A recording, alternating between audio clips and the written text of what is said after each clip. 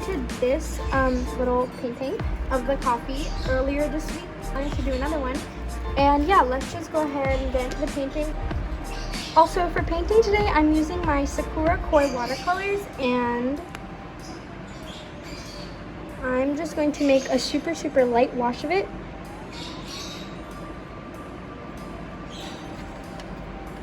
And then go ahead and paint this whole circle in.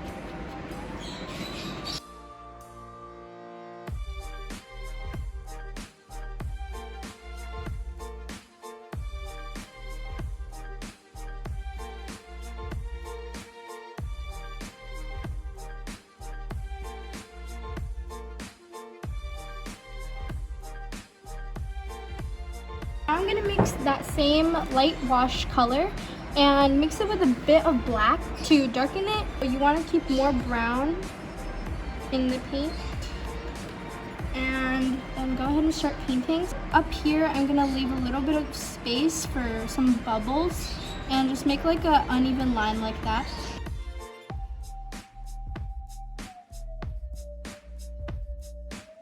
And you don't want it to be a completely flat wash. You do want it to have some texture, so don't be afraid to just drop in some color. Like here, I'm just gonna drop in some black. And you also want it there to be like blooms, and you just want there to be a lot of texture in this coffee. So now taking that same exact color, I'm gonna go in this part that we left open, and I'm gonna do little dots, and they can be a little bit lighter, a little bit darker. Obviously these are not perfect, they're literally just bubbles. And then after that's dry, I'm just gonna go over it. So just gonna paint in here. And you don't want to do too much because then the colors will start bleeding together. You just want it to be a light wash. Next, I'm just gonna go ahead and start filling in this area with a really light wash of Payne's Gray mixed with Prussian Blue. And yeah, I'm just gonna go ahead and spread that out with some water. You want this to be like really light because the shadow part is on top, so this top part will be darker than the bottom part.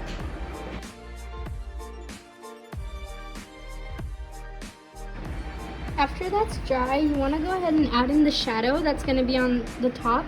So this is just gray and Prussian blue, but you don't want it to be too blue. You want it to get lighter as it comes down. And make like little strokes, and that's going to be the shadow. And you can add more color, like just drop in some color up here if it's not dark enough for you. And just bring it down like that.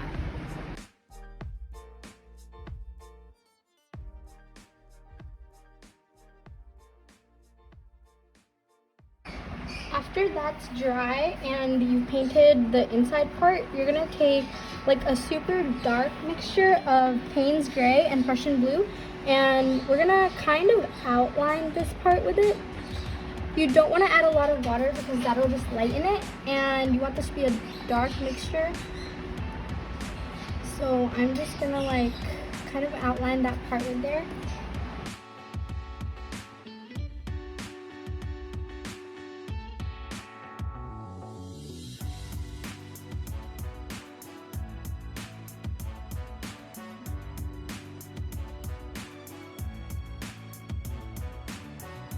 So next, to paint the handle part, I already kind of did like a medium value wash, but now I'm gonna go in with Payne's Gray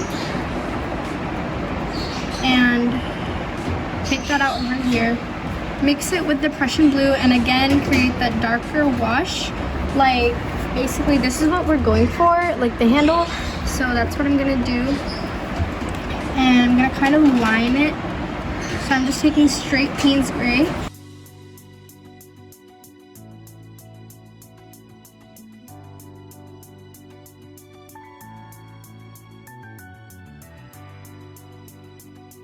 Now that the cup is dry and it's done, and by the way, I added like darker shading to the handle, so you can go ahead and do that.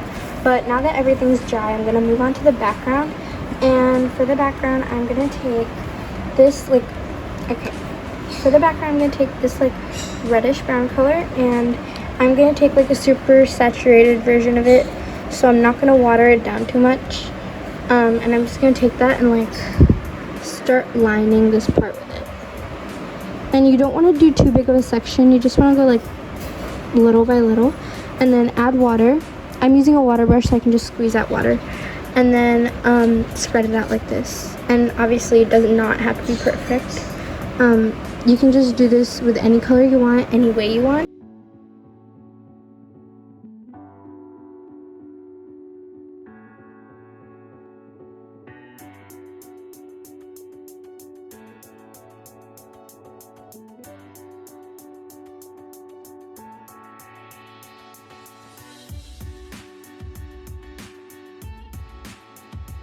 So the last step is just details, and what I'm doing is taking a really dark mixture of brown and black, just like this. You're gonna like, I don't know what you call this motion, but like you're just gonna go like this, and have paint on your brush, and it's gonna form like little splatters. This is gonna create like bigger dots, but if you want more precise ones, you can just go in and always do that. But I just like the look of how these ones look, and so yeah, I'm just gonna do that all over. And then you can also go in with different colors. I'm gonna go in with the more darker, like reddish brown shade here in a second. And this is quite messy to your, like, wherever you're painting.